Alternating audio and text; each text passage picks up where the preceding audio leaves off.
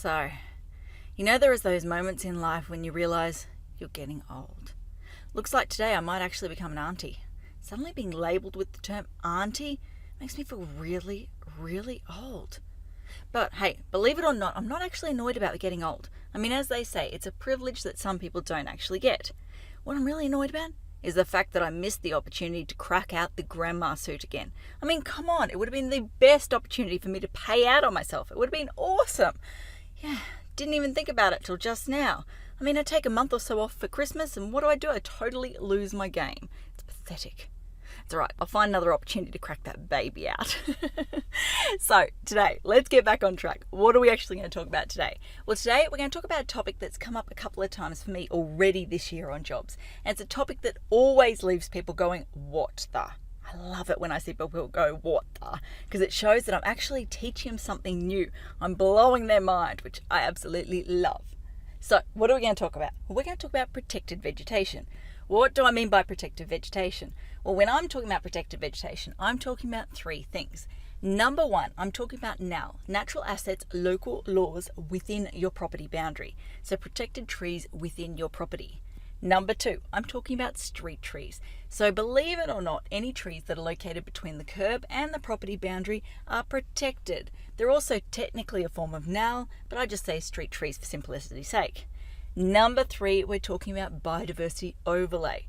So if you're looking to purchase the property, please, you need to check whether the property has NAL on it, whether it has the biodiversity overlay on, and you also need to stand out the front and see whether there are any street trees that you need to consider. If you've already purchased the property, purchased, you get what I'm trying to say. You need to obviously look at these things before you start the design process. So for design professionals, that's building designers, architects, builders, etc., you guys also need to check this stuff as well. Why? Well, you really don't want to start a design and then find that you've got some pesky protected vegetation in your way. I mean, let me give you two examples. Let's say you're looking to extend to the rear of the property, and where that new deck is going to go is smack bang where there's an existing tree, a protected tree. Yeah, it ain't going to happen. You're not going to be able to just rip that tree out just because you want to extend your deck. Number two, if you're standing in front of the property and you go, yeah, okay, I want the driveway there so that we can have like a pool over there or something else over there. It's going to be beautiful. And there's a nice little street tree. Yeah, no, it's not going to happen, people. You're going to have to flip the house, put the driveway over there. It's going to mess with your feng shui. It's going to just do all sorts of things. You get what I'm trying to say here. So it is so important that you check these things out or consider these things before you start the design process. Now, there are probably two things that I want to say here. Number one, don't underestimate those scrappy little trees.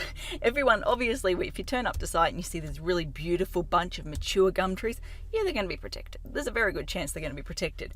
But you get caught off guard. It's the little scraggly ones that'll always surprise you. So I've had situations where literally dead tree trunks have been valuable and councils wanted to retain them because they provide habitat value for animals and all that sort of stuff. Little creatures and bugs and all that sort of stuff love living in those trunks. I've had other situations where we've had the scraggliest little pathetic street trees, but unfortunately they're still hanging on for dear life and therefore council wants to protect them. So yes, don't underestimate the power of those pathetic looking trees. It's not just the beautiful big mature native weeds. Actually, I forgot to mention weeds.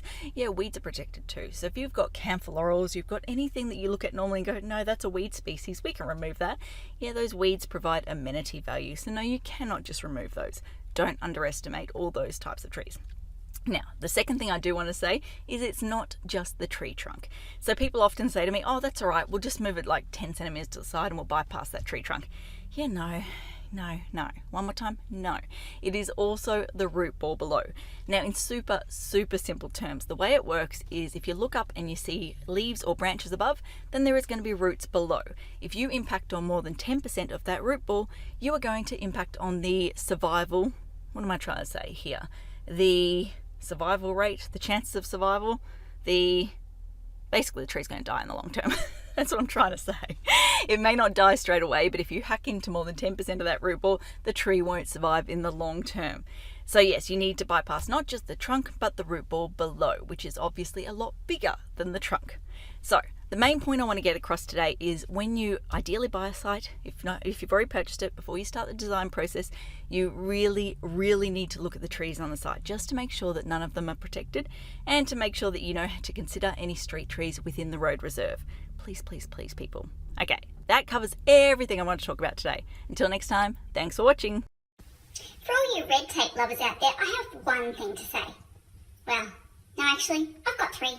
Number one, the advice provided in these videos is general in nature. It's not site-specific. You would be a silly Billy to go and make financial decisions based on this advice without first checking with the town planner. Don't be a silly Billy.